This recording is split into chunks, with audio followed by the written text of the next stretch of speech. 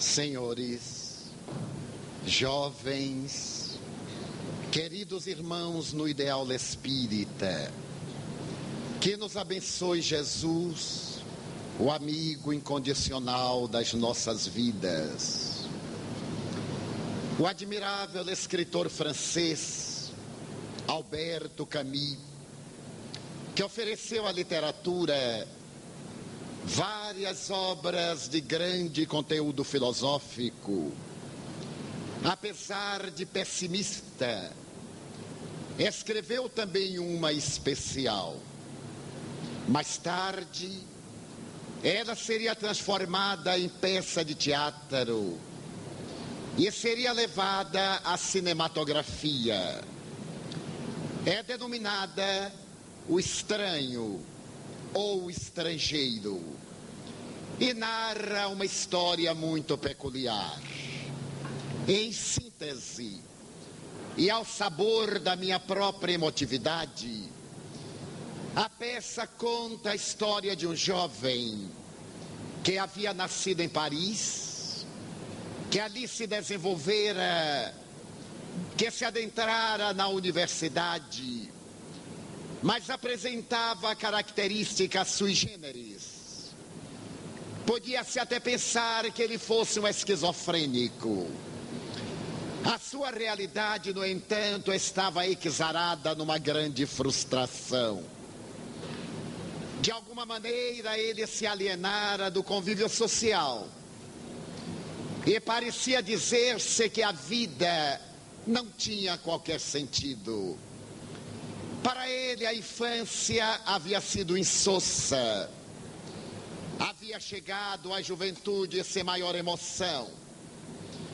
E naquele momento, quando se lhe desenhava a idade adulta e o amadurecimento se lhe esculpia no comportamento, ele mantinha aquela mesma atitude mórbida, distante, perturbadora para quantos se lhe acercavam. Diga-se de passagem que ele não tinha amigos. Era o indivíduo que deambulava a sós. Já agora na universidade, sem ter emoções, aconteceu o inesperado desencontro com o colega. Nem mesmo ele teve a oportunidade de uma discussão. E, em consequência, ele tomou de uma atitude violenta e matou aquele estranho.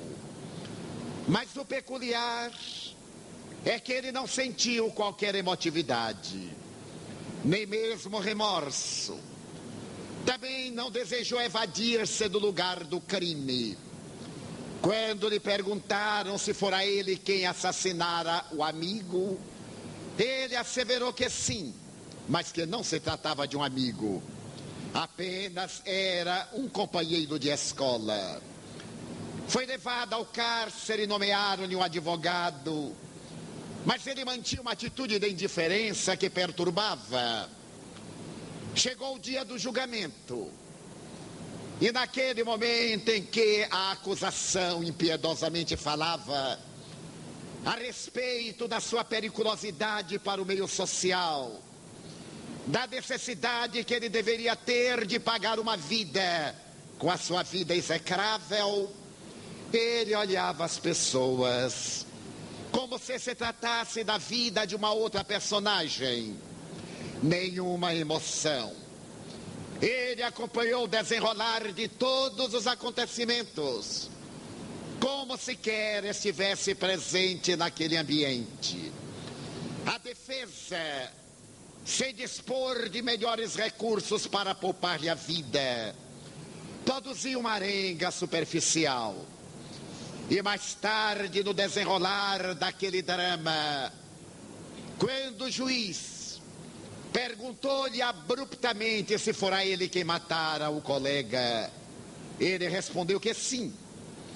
E ao ser interrogado por qual motivo o havia assassinado, ele novamente disse que, em verdade, para matar alguém não era necessário ter um motivo.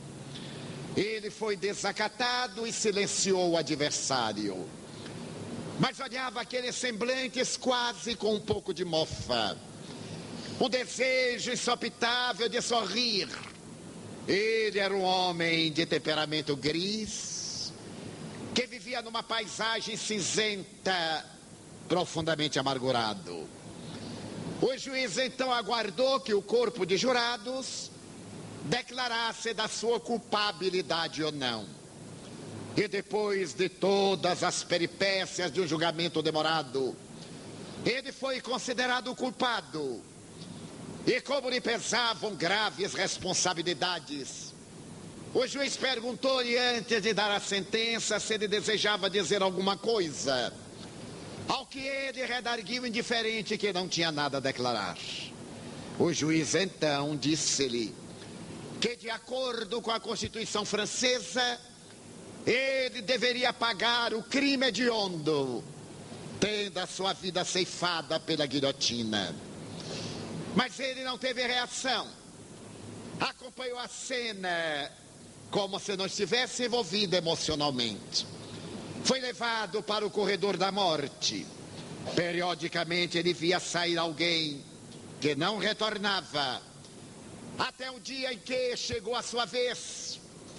Trazido um sacerdote católico para ouvi-lo, ele se recusou. E avançou intrépida ou morbidamente pelo corredor, ao pátio da prisão, subiu àquele hediondo local. E como manda a Constituição francesa, ali estavam representação dos cidadãos parisienses. Ele olhou aqueles rostos igualmente patibulares. E pela primeira vez, enquanto ele olhava a arma de José Guillotin, ele experimentou um frêmito. Teve uma emoção. Recordou-se de que a sua infância havia sido uma infância sem qualquer alegria. Ele não se lembrava de ter sido amado, mas também não se recordava de haver amado alguém. Pela tela da memória ele evocou aqueles dias que são risonhos na vida de todas as vidas. Mas a dele era uma vida tão peculiar que ele não se lembrava de haver corrido, trepado em árvores, batido e apanhado. Tudo era tão nebuloso. Na memória que desfilava o roteiro da sua existência, as cenas passavam como que por detrás de uma cortina. E ele não sentia emoção. Como ele gostaria que houvesse sido diferente. Ele gostaria de ter tido pais que o amassem e até que batessem nele. Ele gostaria de ter corrido, de ter tido amigos, de ter sido acidentado. Ele gostaria de ter tido uma infância, mas ela não existiu. Evocou a adolescência, o período dos conflitos. Nem se lembrava de conflitos especiais. Pela primeira vez ele desejou ter sido um jovem, ter namorado, ter dialogado, ter experienciado várias emoções. Ele não lembrava sequer da sua primeira experiência sexual. Ela havia transcorrido como se fosse de uma outra pessoa. Não havia guardado registros. Quanto ele gostaria de poder dizer-se nesse momento que ele havia amado, que alguém lhe disse esta frase carinhosa: eu te amo. Chegara a esse momento decisivo da vida, adentrara-se pela Universidade de Paris, o santuário da cultura, o templo do saber, mas ele não teve emoções. Como ele gostaria de ter vivido de uma forma diferente. Não se sentia culpado, nem também responsável. É que tudo nele era diferente. Ele se adentrou pelo pórtico da universidade como se estivesse atravessando a porta de um mercado. Olhava aquela juventude álacre, os pares que passavam de mãos dadas arrulhando palavras especiais. Ele não, era um solitário. Mas agora ele gostaria de ter podido dizer, ali pelo Boulevard de Saint-Michel, Ou talvez no outro lado da cidade, eu sou universitário. Eu sou um triunfador. A vida se me desdobra atraente. Logo mais eu terei uma profissão. Eu serei um executivo ou um profissional liberal. Quero dizer que a vida tem um significado para mim. Mas não. Ele não sentia nada. Mas agora, se ele pudesse começar tudo outra vez. Se tivesse a faculdade de fazer um filme retrospectivo e pudesse reiniciar as experiências e a ser uma criança diferente, uma criança suja, maltrapilha, uma criança irresponsável, mas uma criança, um jovem sonhador cheio de perspectivas, mas um jovem que também amasse. Ele desejaria adentrar-se outra vez pelo recinto da universidade, cantando a Marselhesa. Ele desejava, mas neste momento acercou-se-lhe o algoz que lhe ia decepar a cabeça e perguntou-lhe se desejava colocar o capuz, como mandava a legislação. E ele disse que não, já que não havia vivido. Ele queria ver a morte como era. Pedia licença para morrer contemplando-a, contemplando a destruidora do corpo. Quando lhe perguntaram se queria as mãos atadas para trás, não. A sua vida fora de uma pessoa escravizada. Ele não era livre. Ele estava algemado naquela situação. E já que não pudera viver em liberdade, queria morrer de mãos livres. Levado até a guilhotina, ele ajoelhou-se, colocou a cabeça no lugar especial. Ainda olhou aqueles rostos que deveriam dizer que ele havia sido executado, pagara com a vida que roubara. Ele desejou sorrir, mas era uma carantonha. E então ele disse, eu desejava. Não terminou a frase. A lâmina desceu e num golpe surdo, a cabeça caiu sobre o cesto. E Alberto Camus narra na tragédia desse cotidiano que essa é a história da sociedade do seu tempo. A década de 1950. É a história trágica de cada um de nós. É a história do nosso fracasso, da nossa angústia. E Alberto Camus, que era angustiado, que ofereceu aqui no Brasil Orfeu do Carnaval, que foi transformada em uma peça cinematográfica. Ele pergunta no estridor da sua angústia: por quê? Por que a diferença de destinos? Por que o estranho?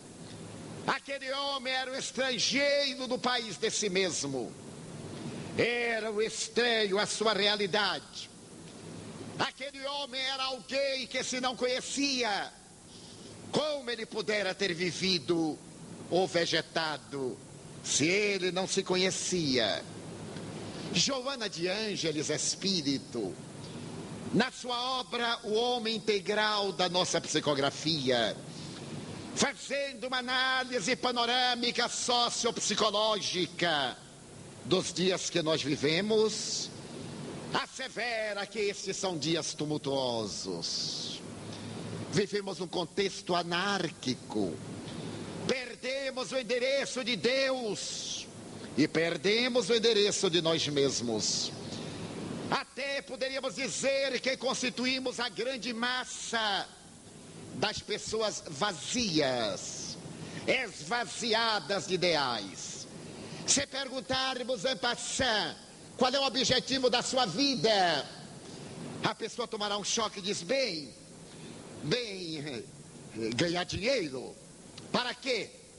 Bem, porque para ter poder. Para quê? Para gozar. E depois, ainda não pensei. Então somos pessoas vazias, cujas metas estão colocadas psicologicamente de uma forma equivocada. Ter para poder. e poder para nada. Esquecemos que mais importante do que ter é ser uma pessoa plena. Quando se é, o que se pode, o que se tem é secundário, porque a pessoa pode tudo. Pode porque é livre, pode porque é cheia de ideais, porque se realiza. Mas em nosso contexto histórico, vivemos dias de muitas pressões. Todos nós, pelo menos na grande maioria, somos vítimas de alguns dos 4 inimigos apontados por Joana de Ângeles. São 4 adversários da nossa existência, que nos levam a mecanismos psicológicos de autodefesa. O primeiro adversário da nossa vida pode ser chamado a rotina. A maioria de nós é constituída de pessoas rotineiras. Fazemos as mesmas coisas, quase sem emoção. Residimos no subúrbio, trabalhamos na cidade. Deitamos tarde e levantamos cedo. Enfrentamos o mesmo maldito transporte. Retornamos para casa na hora terrível do rush. Perdemos o melhor momento da vida no ir e vir para vegetar quase sem ideal. E como mecanismo de salvaguarda, nós nos deixamos arrastar pela rotina. Não pensamos. Fazemos tudo mais ou menos automaticamente. Acordamos na mesma hora, pegamos a mesma condução, vemos as mesmas caras. Não as mesmas, elas envelhecem. As mesmas pessoas. Vemos o mesmo trabalho, comemos o mesmo lanche. Programamos ir a uma praia no próximo domingo. Programamos. E aquilo vai levando a rotina. E a rotina é ferrugem no mecanismo dos ideais. Quando eu era funcionário público, e tinha uma colega que era o protótipo da rotina. Uma moça de 30 anos, que naquela época era uma condenada. A mulher que chegava aos 30 anos e não casava, era uma balzaquiana. A palavra era cruel. Quando chegou a tese da mulher de 30 anos de Honoré de Balzac, veio naturalmente essa conotação deprimente. Ela é balzaquiana, quer dizer, merece morrer. Mas antes de chegar no Brasil, já existia um rótulo deprimente. É solteirona, que era uma praga pior do que ser solteira.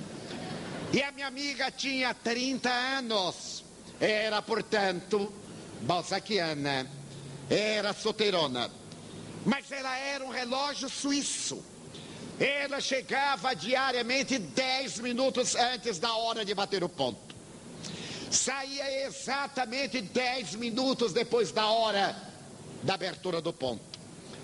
Chegava sempre com o mesmo riso, o mesmo penteado, a mesma depilação de sobrancelha, aquela coisa arcada horrorosa. E se vestia normalmente, saia preta, blusa branca. Bem, ela variava, blusa preta, saia branca. E se mantinha, era uma excelente pessoa. E ela me dizia assim: eu sou uma pessoa disciplinada. Você imagine que eu deito na mesma hora, que eu levanto na mesma hora. Porque é ideal a pessoa deitar com os galos e acordar com as galinhas. Aquilo me parecia profundamente estranho. Por que tem que deitar com galinhas e galos? Podia deitar pelo menos com paquidermes, com outra coisa qualquer. Mas era a sua forma de rotina. E havia momentos que eu admirava. O chefe reclamava, ela olhava superior e dizia aos homens. Levantava os ombros e não dava importância. Eu perguntei: mas você não se importa? Ele: se eu me importar, eu enlouqueço. Ele é desequilibrado, meu filho. Na rotina. Ninguém perturba a minha rotina. Era a sua defesa.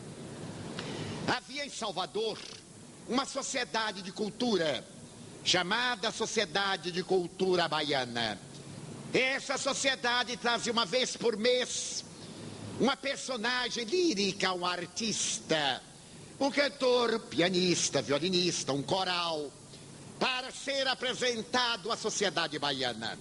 Foi um período lírico da cultura brasileira, a década de 50. E ela era sócia da SCAB. Ela ganhava muito bem. E eu, que era datilógrafo, ganhava muito pior. Então eu tinha uma inveja, porque ela era da SCAB. Sempre que havia espetáculo, ele perguntava: amanhã você vai à SCAB? Não, Divaldo. Mas você não é sócia? Sim, em dia. E não vai? Não. Porque se eu for, o espetáculo termina às 11 e eu me deito às 10. Mas quando eu me aposentar, eu irei. E eu dizia: meu Deus, e para que ela paga? Chegou a Salvador uma grande contralto norte-americana. Era uma cantora extraordinária. E eu gostava muito dessa voz. Eu tinha alguns discos, 78 rotações. E perguntei à minha amiga: olha, esta aí, Marian Anderson, a maior contralto do século. Ela se vai exibir no domingo. Era uma sexta-feira, sábado não trabalhávamos. E eu comecei a preparar o campo para pedir o bilhete. Então ele disse: é a melhor voz do mundo. Ela foi a única mulher negra que cantou no enterro do presidente Roosevelt. Foi a primeira negra a entrar na Casa Branca. Por aí você tem ideia da grandeza dessa mulher. Você irá ao espetáculo? Não, Divaldo. Estou deixando para quando me aposentar. Mas você tem o bilhete? Tenho, Divaldo.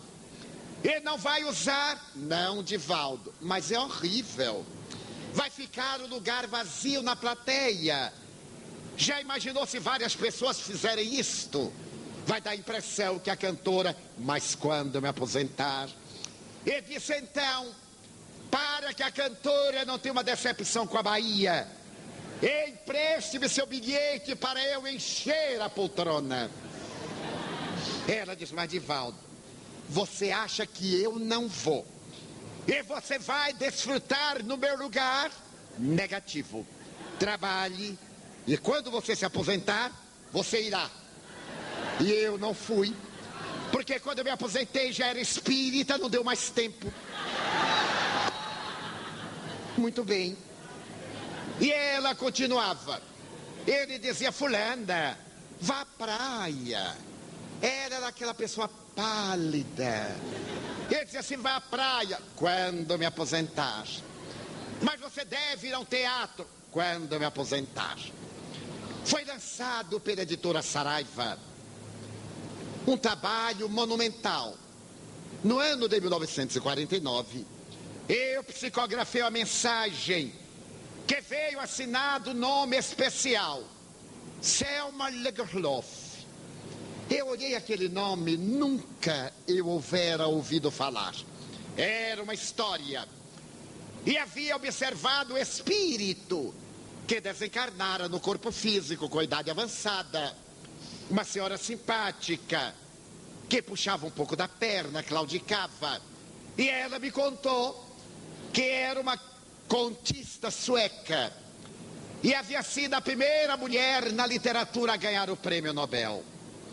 Ela me falou muito da sua vida e eu fiquei fascinado. Mas como não havia na literatura brasileira, na época que eu saiba, nenhuma tradução de Selma Lagerlöf, agora a editora Saraiva lançava uma coleção de obras, Prêmio Nobel, 10 escritores do Prêmio Nobel, entre eles Selma Lagerlöf. E ela comprou, e eu vi os livros, encadernados em percalina com as letras de ouro, 10 volumes. Quando eu vi Selma Lagerlöf, eu perdi a paz e disse: meu Deus, eu gostaria de lê-la para conferir o estilo.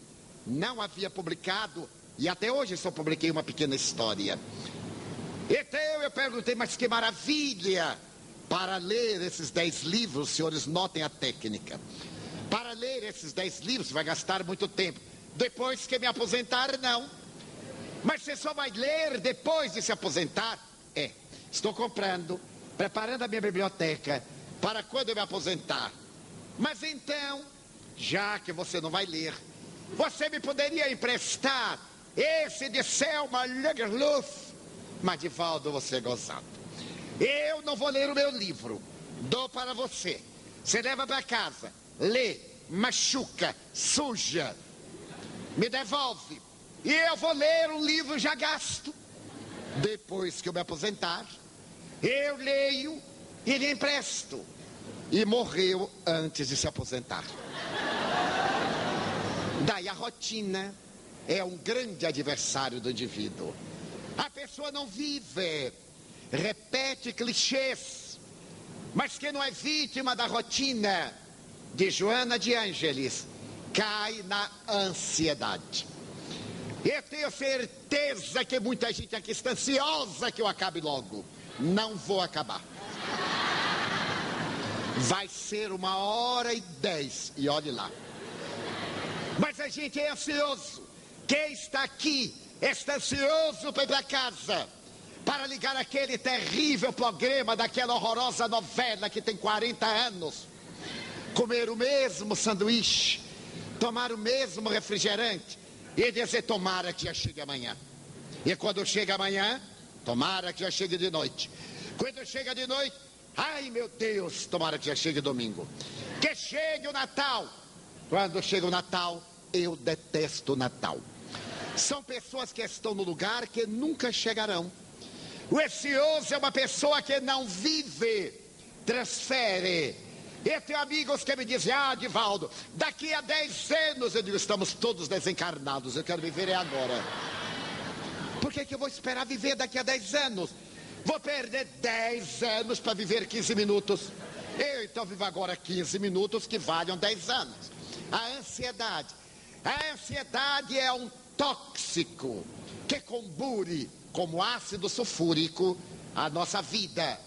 Se a rotina é uma ferrugem na engrenagem da alma, a ansiedade é o ácido sulfúrico que nos corrói por dentro. O ansioso está sempre inquieto, até no amor. Ele vai pegar a mão, já pensa em beijar. Vai beijar, já pensa amanhã. Chega amanhã, ele já pensa que é muito grave ter filho e vai embora.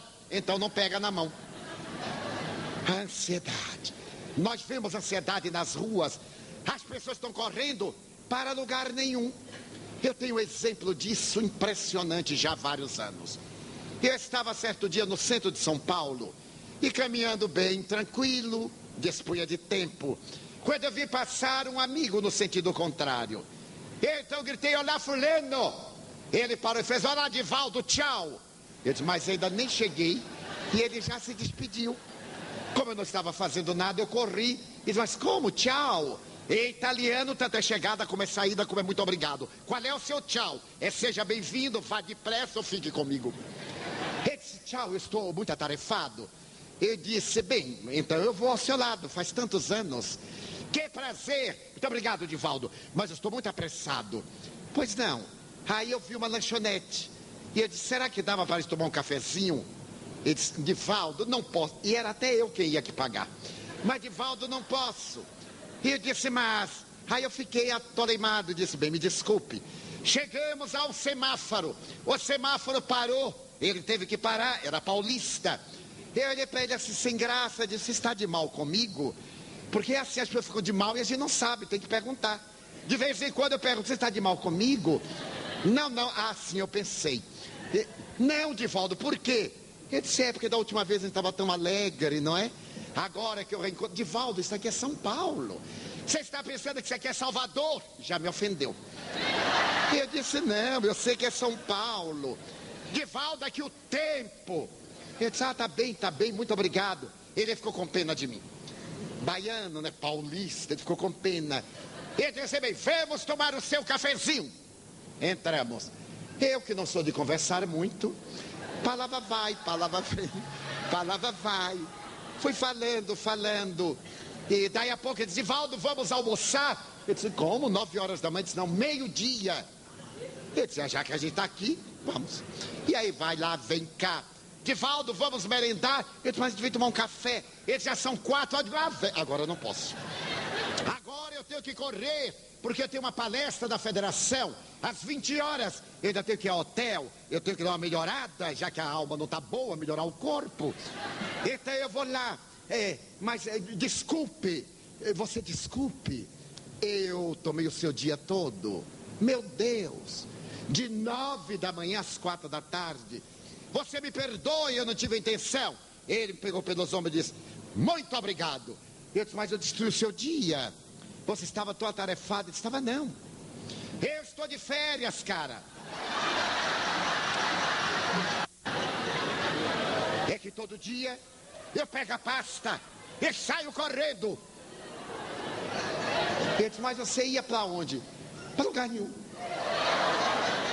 Eu disse, muito bem, muito obrigado. Mas agora eu tenho que ir. Você vai falar na federação? Vou. Mas que bom, faz tantos anos que eu não vou lá. Eu digo, olha, chegue um pouquinho cedo, porque o salão é pequeno, quer dizer, quem chega depois não entra. Vá, vai ser um tema bom, fazer um tema jovem. Vá, até logo. Quando eu entrei na federação, ele estava lá sentado e me disse, vim direto. Porque ele não ia esperar chegar às 7 horas, ele foi logo às 4. Foi direto. Eu proferi a palestra. Quando eu terminei, ele me deu um abraço e me disse, você me trouxe de volta ao normal. Eu disse, mas como? Ele disse, eu já estou, e isso vamos dizer que foi no ano de 1970, eu já estou aí pelos 75, 76, porque eu estou adiantado, eu já estou fazendo plano para a década de 80.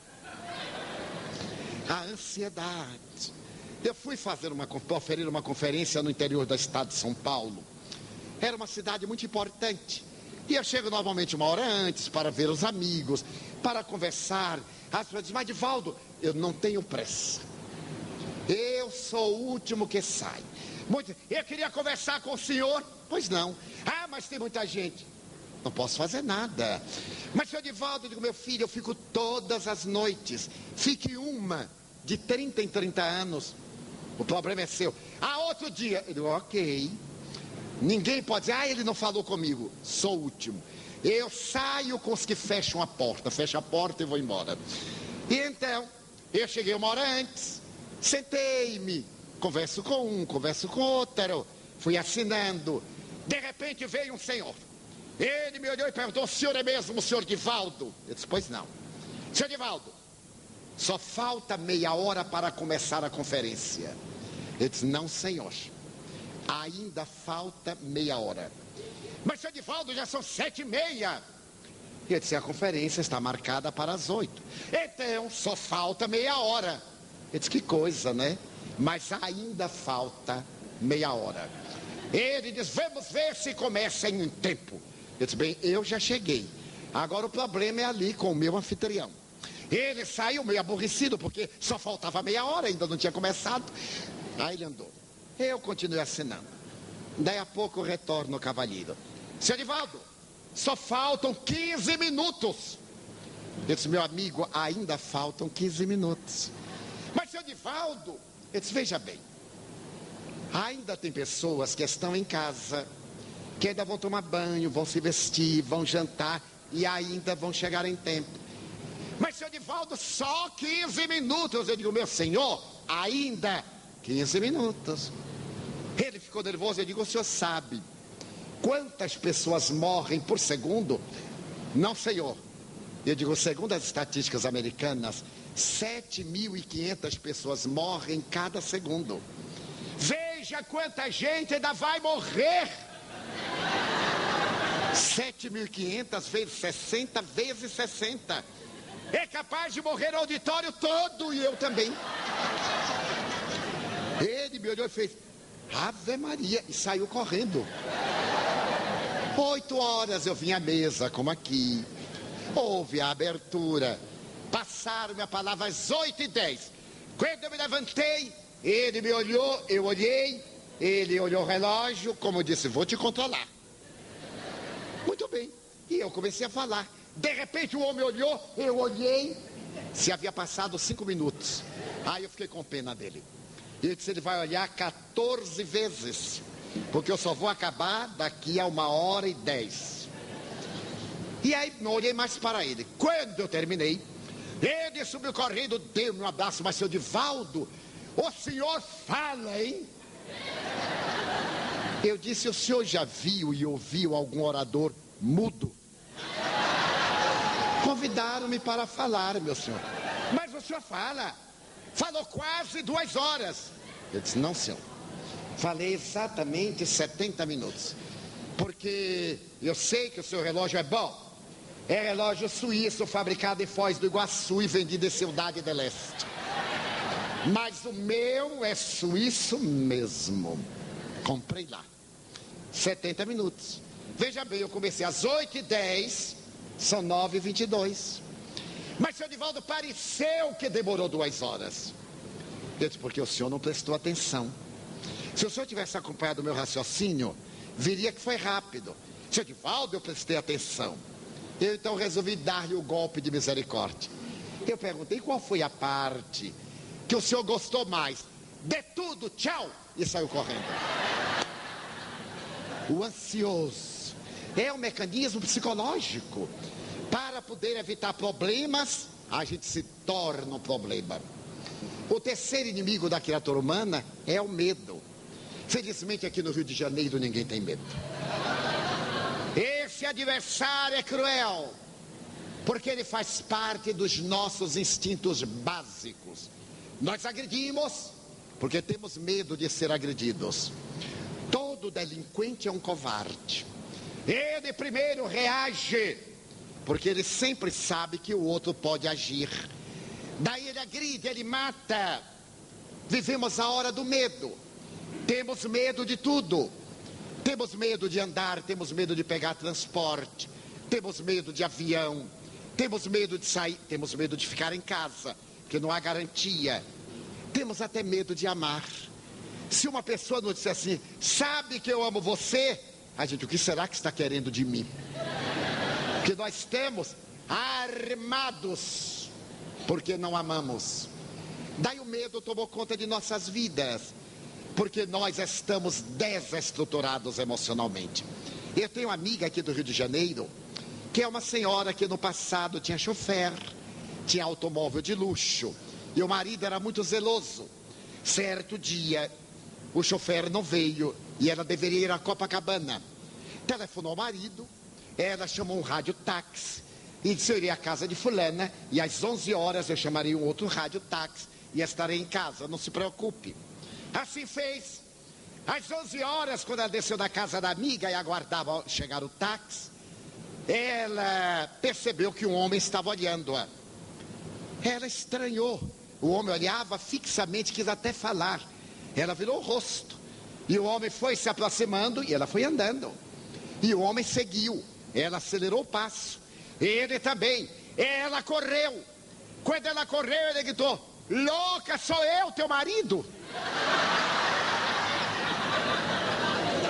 O medo. A que ponto chegamos? O medo é tão cruel que nos obnubila a razão. Então é necessário que nós nos equipemos de paz, de absoluta paz, que não tenhamos a irradiação do medo. Eu tenho uma amiga que foi atravessar um viaduto em Salvador, foi assaltada na entrada do viaduto e foi assaltada na saída do viaduto. Quando o segundo assaltante chegou, ele disse, agora vá atrás do seu colega que acaba de me roubar. Porque atrai a mente. Há pessoas que têm um especial sabor para bandidos. Atrai, porque tem segurança. A doutrina espírita me ensinou que somente me acontece o que eu devo. E se eu não dever, não me acontecerá. Se eu dever, eu não me pouparei. É óbvio que eu não vou ao meio de delinquentes, a um lugar suspeito. Não procuro relacionamento com pessoas promíscuas. Trato-as bem, precaveio, mas não tenho medo.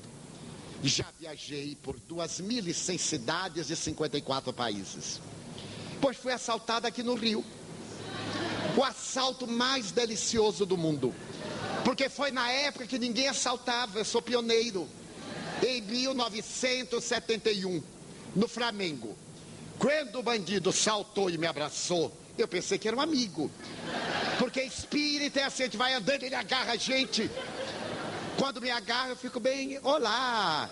Como eu não sei quem é, eu espero que se declare. Ele então me abraçou, colocou uma coisa aqui, outra cá. Eu fiz assim, olá. Ele disse, é um assalto. Eu disse, coitado, perdeu a noite. Porque me assaltar é falta de tempo. É uma larga história, mas cuja síntese é muito curiosa. Porque diz, estou com a faca da sua barriga. Eu sou egresso da penitenciária Lemos Brito. Já matei um. E você vai ser o próximo. O que é que leva aí? Eu não levava nada. Porque eu tinha ido fazer um culto evangélico na casa de uma amiga. Só usava o relógio, não uso carteira. Eu sou meio que a rainha Elizabeth. Eu não carrego dinheiro, não carrego nada. Relógio e caneta. Portanto, podem avisar que é perda de tempo me assaltar. Então, ele disse, mas não leva nada. E me ofendeu. Como é que o sujeito chega na sua idade? Imagine. Em 1971, se fosse hoje. Eu perguntei qual a idade. Ele disse, como é que chega na sua idade e não carrega nada? Eu disse, eu não sabia que ia ser assaltado, aí eu não trouxe. Meus amigos, ele me deu uma bofetada. E eu disse para ele assim, cara a cara, você é um covarde. Você é um grande covarde. Se eu quiser reagir, eu derrubo você, porque eu sou mais forte do que você. Mas eu não tenho medo de você. Eu sou espírita. Eu acredito na imortalidade da alma. E se você me matar, você me faz um grande benefício. Porque eu entro na vida como vítima, mas o assassino vai ficar aqui para ver como é bom. Nesse momento eu vi a mãe dele desencarnada.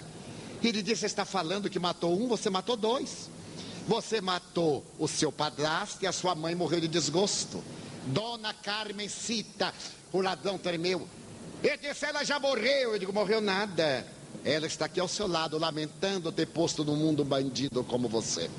Agora, solte-me. Ele titubeou, disse, solte-me.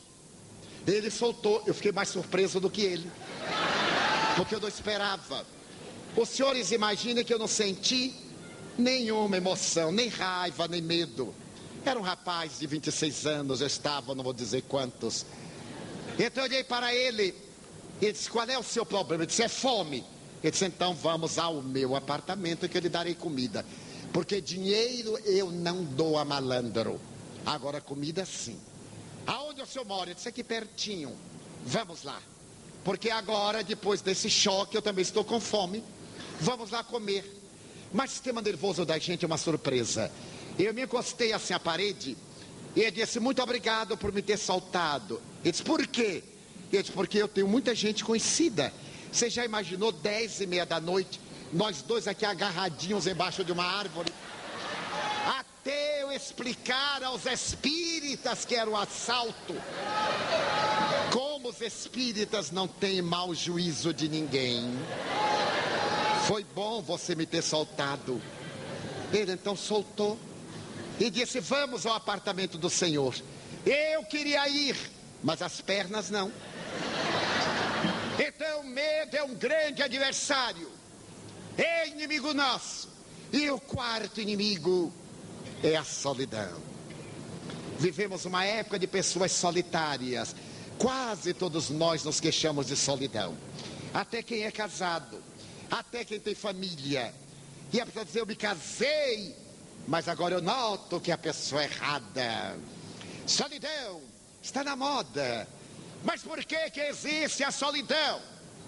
Só existem solitários porque ninguém deseja ser solidário. Pois eu sou solteiro e jamais senti solidão. Porque eu amo. Não fico dizendo eu te amo, eu te amo. Isso não se diz. A gente demonstra pela paciência, pela bondade, pela forma de ser, pela perseverança, pela solidariedade do momento do problema. Deu na hora da alegrias, mesas fartas, dificuldades, mesas vazias. Na hora em que nós nos dispusermos a amar, a estar ao lado de alguém, nós teremos alguém ao nosso lado. Daí Joana de Ângeles diz que é um momento muito paradoxal. Esses 4 inimigos estão, algum deles está, ou estão alguns, na maioria de nós. Por quê, meus irmãos? Há 180 anos na Inglaterra, um pensador, Thomas Hardy, teve a ocasião de declarar: o homem moderno da sua época perdeu o endereço de Deus. Aonde está o endereço de Deus? Jesus disse: se vos disserem que eu estou aqui ou ali, não vades. Porque o endereço de Deus é dentro do próprio coração. É necessário aprender a viajar para dentro. Contam uma pequena história de grande profundidade, que no começo deste século, Deus estava cansado da criatura humana. A criatura humana somente se recordava dele para pedir, para reclamar, para xingar, para blasfemar. Ele resolveu reunir a corte celeste e disse: eu vou me mudar do céu, porque eu me mudando do céu, as reclamações não me alcançarão. Eu desejo ir para um lugar em que a criatura humana não saiba. As reclamações virão para aqui e os senhores não me mandam. Então os anjos, arcanjos, querubins, as potestades ficaram tomadas de espanto. Ainda mais quando eles disseram: dos senhores, determine-me o lugar onde eu deverei morar. Um querubim disse: Senhor, eu tenho uma ideia. Se o senhor for morar na lua, que é um lugar maravilhoso, se eu ver o sol, se eu ver a terra, pode contemplar o universo. A criatura humana não sabe, e o senhor estará em absoluta tranquilidade, ninguém vai perturbar. Deus sorriu e, como é presciente, como sabe antes, projetou o pensamento e disse: a lua não serve, porque eu me dou conta que dentro de alguns anos povos do leste e do oeste chegarão à lua. Vocês podem imaginar eu ter que aguentar americano e russo conversando comigo? A lua não serve. Então o anjo disse: eu tenho uma ideia. O senhor poderia ir para o Triângulo das Bermudas, as águas mais profundas da terra. E quando todos sorriram, Deus parou, meditou e disse: não serve, porque eu posso perceber que no futuro um certo francês, Jacques Cousteau, vai chegar lá com seus batiscafos. E quem é que aguenta um francês cara a cara? Eu quero ir para um lugar em que não me encontrem. Então ninguém teve ideia, mas havia um anjinho de terceiro mundo, um anjinho que era varredor do céu, era anjinho brasileiro. Ele estava no céu, porque no céu também tem brasileiros, e onde brasileiro está, joga coisa no chão. A tarefa dele era varrer o céu. Então o brasileirinho levantou a mão e disse: Senhor, eu tenho ideia. Foi um escândalo. Os anjos de primeiro mundo olharam para ele com desdém. Imagina aquela coisa, carioca, o que poderia fazer? Ele ficou tranquilo, e Deus ficou com pena. Fale, meu filhinho, qual é a sua ideia? As harpas paraguaias pararam, as asas deixaram de movimentar-se. Então o anjinho brasileiro apoiou-se na vassoura e disse: eu sei de um lugar no qual o senhor poderá asilar-se, e somente raros chegarão até lá. Aqueles que chegarem não serão para reclamar, serão para bendizê-lo, para louvá-lo. E Deus disse: que lugar é esse? Ele disse: o coração do próprio homem. Se o senhor for morar no coração do homem, só os que mergulharem. Então, a partir daquele dia, Deus passou a morar no coração da criatura humana. E para encontrar não é necessário sair-se, porém autopenetrar-se, fazer silêncio. Como dizia Blaise Pascal, Deus está emboscado no coração. Como disse Jesus, o reino dos céus está dentro de vós e não vem com aparências exteriores. Então a doutrina espírita, que é a volta de Jesus Cristo à terra, que é aquele Consolador prometido, vem dizer que a nossa vida não pode ser vazia, nem esvaziada de objetivos. Provavelmente não teremos a missão de Madre Teresa de Calcutá ou de Albert Schweitzer, mas teremos a missão de auto-iluminar-nos. E eu observo companheiros que vivem atordoados: qual será a minha missão? Qual será a minha missão? Perguntando aos outros que também não sabem a deles. A missão de cada um de nós é a da auto-iluminação. Que vos adianta ganhar o mundo e perder a alma, disse Jesus. O Espiritismo veio para descerrar-nos os painéis de luz e triunfarmos com Deus interno, através das reencarnações, adquirirmos a experiência, a certeza de que a vida é única e indestrutível. Entramos no corpo pela porta da concepção, saímos do corpo pela porta da desencarnação, continuando na vida. A tarefa agora interrompida não se vai fenecer. Nós voltaremos para dar-lhe prosseguimento, mas não é justo postergar a hora de começar, deixar para amanhã a tarefa de hoje, planejar uma missão extraordinária. Quantos companheiros vêm e me dizem: ai, eu queria construir uma casa, um centro, uma creche, mas não sei por onde começar. Eu digo: não construa, nem você sabe. Só porque está na moda fazer casas vazias para os outros trabalharem. Se você quer começar uma creche, coloque uma criança dentro de casa, adquira experiência.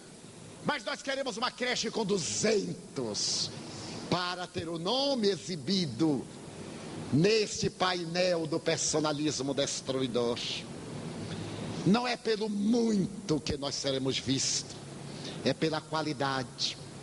Talvez aquele que aparentemente não fez nada, este foi o grande missionário.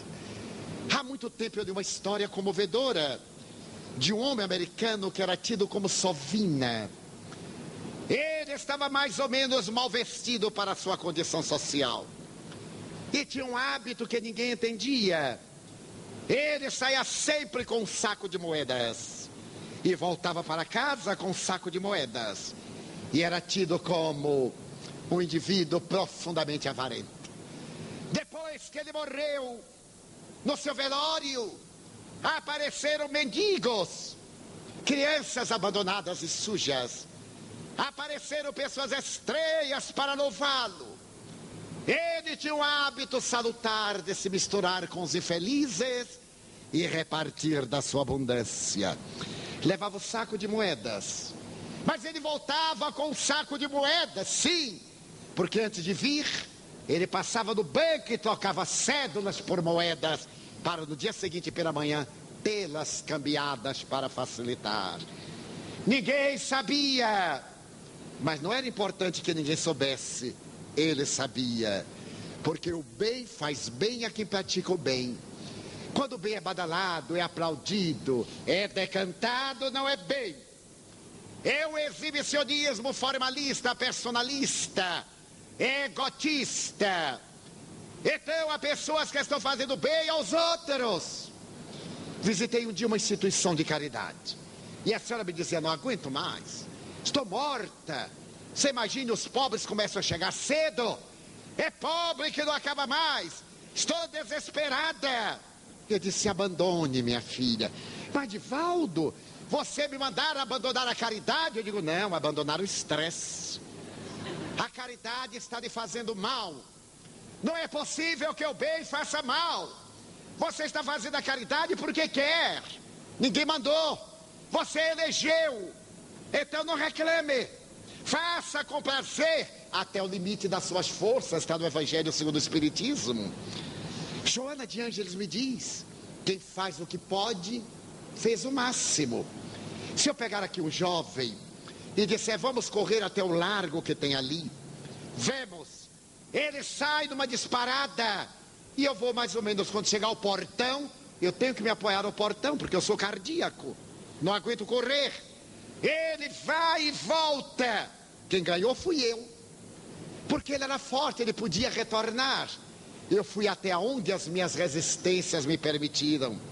Então eu tive muito mais possibilidades do que ele, o limite das minhas forças. Daí a nossa missão é da autoiluminação. Quanta gente quer salvar o mundo e está perdendo a família dentro de casa. Não sai das creches, das casas de caridade, e dentro de casa tudo degringola. Quem é o nosso próximo? É aquele que está mais perto de nós. E o próximo mais próximo é a família. Mas quando nós encontramos esse irmão, que é o nosso próximo perto, podemos agora amar ao nosso próximo mais distante. O Espiritismo veio falar palavras de luz, veio conclamar-nos a uma atitude otimista, não temer. Eu fui amigo de uma senhora na terra, que morava na cidade de Boa Esperança, em Minas Gerais. Quando eu lá fui a primeira vez, ela disse, eu não sei como você viaja de avião de volta. Na década de 50, nem era um avião, era aqueles Douglas Caicai. E ela disse, como é que você não tem medo? Eu digo, minha filha, eu sou fatalista. Eu não vou morrer de avião, porque eu nunca entrarei num avião. Anos depois, criou-se um aeroclube na cidadezinha. E um teco-teco sobrevoando a cidade caiu em cima da casa dela, matou-a deitada na cama. Ela morreu de avião. Então, a grande proposta da doutrina espírita é libertar-nos. Somos pessoas livres e não algemadas. Não devemos ter medo. Joana ainda diz no mesmo livro que o medo é natural. O desconhecido provoca expectativa. É natural que o estranho venha até mim e eu me interrogue, será um bandido ou não? São dias difíceis, mas eu vou me equipar de paz para desarmá-lo. Se ele chegar agressivo e disser, você é um ladrão. Pois não. Qual é o problema? Você é um anjo. Qual nada, meu amigo, qual é o problema? Quando estamos bem, ninguém nos faz mal. Quando estamos mal, nós é que fazemos o mal. Quebramos a rotina, porque quem encontrou Jesus nunca mais é o mesmo. Muita gente já ouviu passar, mas quem o encontrou vis a vis, quem se deixou penetrar pelos seus olhos brandos e pacíficos, nunca mais é o mesmo. Não há rotina. Eu estava desenganado da medicina, com poucos dias de vida física. Era dia de reunião mediúnica, uma angina insuportável. Havia tomado vasodilatador, estava com dor de cabeça. Todos os vasos dilatados, a cabeça doendo. E o coração que eu mal podia respirar. Era dia de sessão mediúnica. Então eu não podia me mover, nem respirar. Quando me apareceu Joana de Ângeles, me olhou e me perguntou, que fazes? Eu disse, será que ela não sabe que eu estou morrendo? Eu disse, minha irmã, eu estou muito mal. Eu estou 95% morto. E ela me respondeu jovial, e qual é o problema? Tu não estás falando com alguém 100% morta? Sai da preguiça e vem trabalhar. Mas meu irmão médico me disse que se eu repousar, eu terei 2 meses de vida, dá tempo de arrumar a coisa. Mas se eu me exorbitar, o coração não vai aguentar.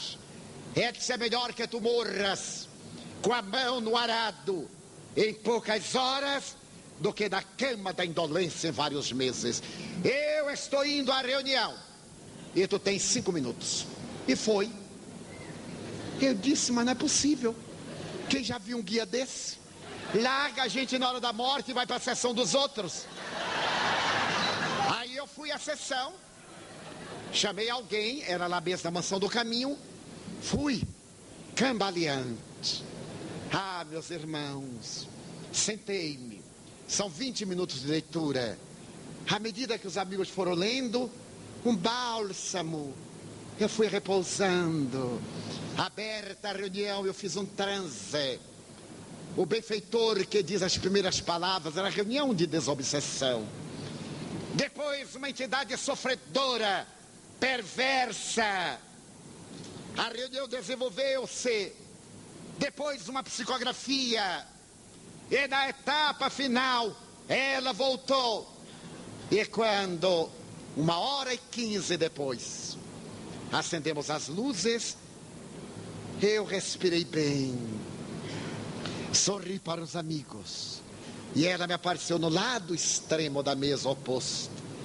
E agora, como estás? Eu disse, 95 bem. Agora, depois do dever, vai repousar.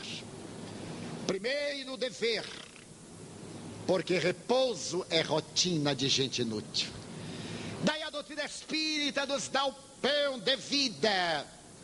Como solidão, com tantos solitários. Saiamos do nosso egoísmo. Não queremos que nos amem. Amemos. Não esperemos que venham a nós. Vamos nós. Acerquemo-nos. E veremos que não há solidão. E por que a sua ansiedade? A cada dia bastem as suas aflições. São palavras dele. Porque viver o amanhã que talvez não chegue. Eu aprendi durante a doença a viver os próximos 10 minutos. Se alguém vier aqui, Divaldo, porque na palestra de amanhã, vamos ver. Vamos ver o quê? Vamos ver. Ah, eu te vejo domingo. Vamos ver. Tenho esse hábito. Porque não é importante que eu esteja lá domingo. É importante que eu esteja bem aqui agora. Já que reservamos este momento para agora, vamos vivê-lo. E para o próximo agora, o próximo domingo, o ano 2010, que eu espero chegar, o próximo. A doutrina espírita é uma luz de luar. Clareia sem queimar. É um bálsamo. A certeza de que não estamos a sós. De que eles interferem em nossa vida, de acordo com a nossa onda mental. Se pensarmos no mal, estaremos com entidades perversas. Se pensarmos na vulgaridade, com espíritos promíscuos. Mas se pensarmos no bem, com os mensageiros da luz. É uma questão optativa. Eles interferem em nossa vida. Então nós seremos aquele estranho, aquela personagem sonsa. Se a nossa vida até agora não teve sentido, demos sentido à nossa vida agora. Saiamos daqui sorrindo.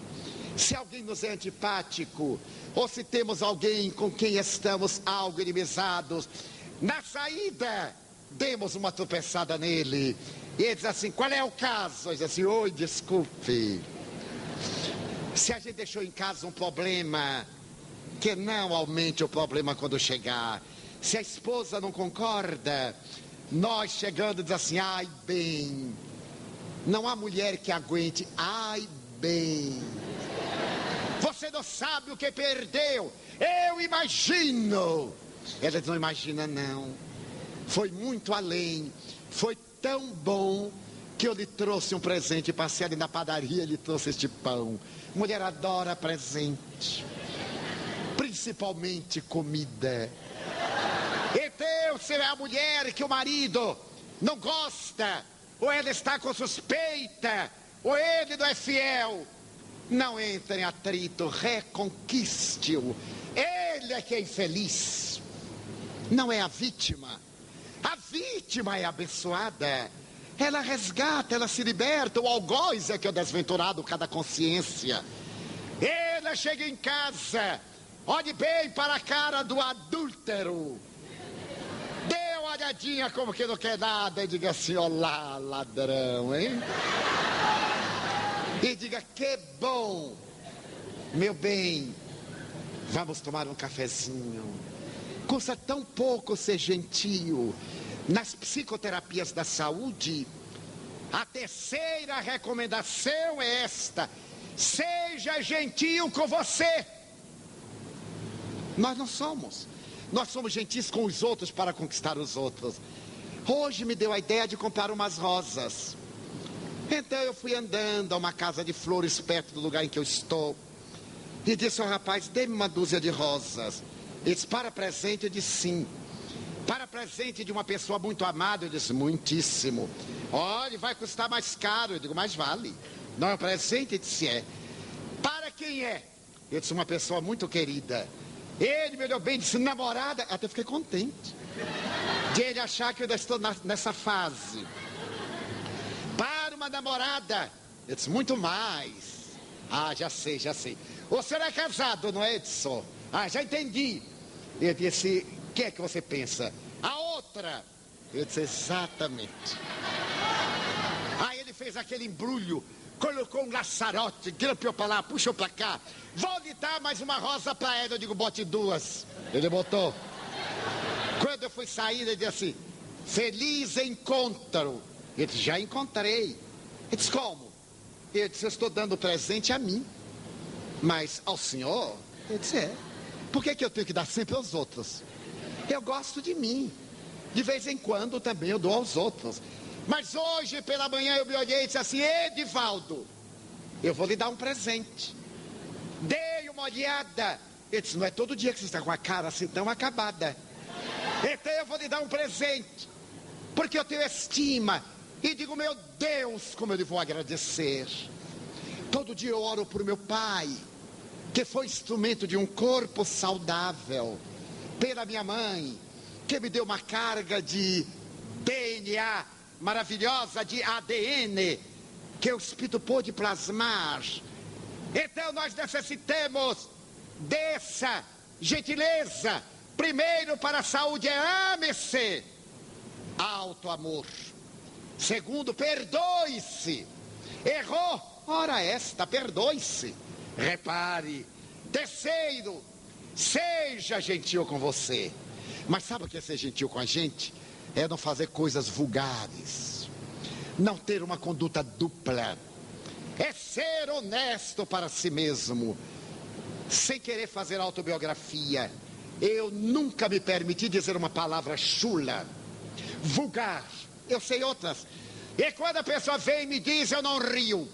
Eu olho porque eu me respeito. Se a pessoa vem me contar um drama e diz uma coisa vulgar, eu digo: não é necessário entrar em detalhe, porque eu sou velho bastante, eu entendo. Como está na moda dizer palavrão, a pessoa só diz o primeiro, porque o segundo eu não deixo. E se insistir, eu largo. E uma senhora me diz: mas Edivaldo, você é tão... Eu digo: nada de tão. Eu já sou formada em coisa ruim, não quero fazer PhD. Então não quero. Aí a pessoa se respeita, porque eu exijo que me respeite. Não digo. Existem outras palavras. Não sou tão ingênuo, então eu não me permito, porque eu sou gentil para mim. Então é claro, não é fácil. Posso sintonizar com os benfeitores. Eles veem socorro, mas encontram uma caixa de ressonância. Daí eu estava pensando e dizia a Ana Jaici: estou com vários temas e gostaria de dar esse presente a vocês. Sejam pessoas vivas, irradiantes, que não saia daqui nenhum estranho, nenhum estrangeiro, que se liberte desses 4 adversários. E se alguém tiver outros: a inveja, o ciúme, a maledicência, o remorso, o ressentimento. Liberte-se e diga: meu Deus, eu sei que tu me ouves, porque estás no meu coração. Aqueles que te procuram para reclamar da vida, permite que eu te diga: eu amo a vida. Para mim ela é consentida. Ó Senhor, muito obrigado pelo que tu me deste, pelo que tu me dás, pelo ar, pelo pão, pela paz. Muito obrigado pela beleza que os meus olhos veem no altar da natureza. Olhos que fitam o céu, a terra e o mar, que acompanham a ave ligeira que corre fagueira pelo céu de anil e se detém na terra verde, salpicada de flores em tonalidades mil. Muito obrigado, Senhor, porque eu posso ver meu amor, mas diante da minha visão, eu detecto os que caminham na solidão, os cegos, que sofrem na multidão, que vivem na escuridão. Por eles eu oro e a ti eu imploro comiseração, porque eu sei que depois desta lida na outra vida, eles também enxergarão. Muito obrigado pelos ouvidos meus, que me foram dados por Deus, ouvidos que ouvem a música do morro, que desce com o povo na praça cantar. A melodia dos imortais que a gente ouve uma vez e não esquece nunca mais. A voz melodiosa, canora, melancólica do boiadeiro. A dor que geme e chora no coração do mundo inteiro. Pela minha faculdade de ouvir, pelos surdos eu te quero pedir. Eu sei que depois desta prova, na vida nova eles também escutarão. Muito obrigado pela minha voz, pela sua voz. Pela voz que canta, mas também pela voz que ama, que alfabetiza, que ilumina, pela voz que trauteia uma canção e que o teu nome profere com sentida emoção. Diante da minha melodia, eu te quero rogar pelos que sofrem de afasia. Eles não falam de noite, eles não cantam de dia.